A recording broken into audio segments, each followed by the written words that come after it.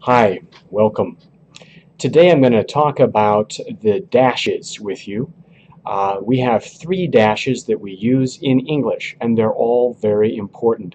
The first dash that you're probably the most familiar with is called the hyphen. Hyphen is really short. And then we have the N dash. It's the size of the letter N. It's a little bit longer. And then we have the M dash, which is the big one that you can use there. Sometimes you have to go into the special symbols and pull out that M dash, which is very large. Now, each of these, the three different dashes, have different functions. In this tip, I'm going to be telling you about the N dash, that's the middle one, and the M dash, that's the really big one, focusing on those. Now, the hyphen, as you already know, usually links two words together. The N dash is usually for the page numbers in a book, for example. And the M dash is like a super comma. We call it a super comma because it can usually show some kind of information in the middle of a sentence and emphasize it. Now, let me talk to you about the N dash for a moment and give you some situations when you could use the N. That's the middle one, the N dash. For example, you could use it between months, June to July. You see how the hyphen is for June, or June and July. If you read it out, you could say June and July. Or 1:15 to 2:15. If you wrote that out, you wouldn't just say the word to, T-O. Or ages, for ages 3 to 5, or 3 through 5. Page, 38 to 55. Or Jimmy Carter, President Jimmy Carter in office from 1977 to 1985.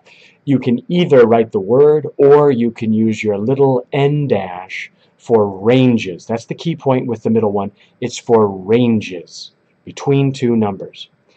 Now the M dash, that's the long one, the M dash is different. The M dash is used both in formal writing and in informal writing. In informal writing, we can use the M dash one by itself to make something more dramatic, to emphasize it. Now, it's very uncommon for us to use the M dash, the big one, in formal writing, like in your research paper. Very seldom do we do that. You could do it if you wanted to make something very dramatic, but most of the time in formal writing, we don't use a single one M dash by itself.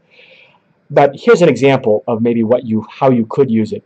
One task is more important than any other to the junior scholar and will determine whether he receives funding, promotion, and tenure. M dash, academic publishing. This emphasizes it. But in formal writing, I would prefer if we just use a colon. That's really great. Or a comma would be fine here. Here's another example of a single dash. The range of activities an academic must participate in compete for his time to write. Big M dash, such activities are important. I would rather use a period and start a new sentence, or a semicolon.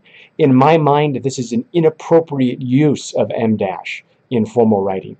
So how can you use like I said, in casual writing, an M dash is just fine, but in formal writing, we will usually avoid it.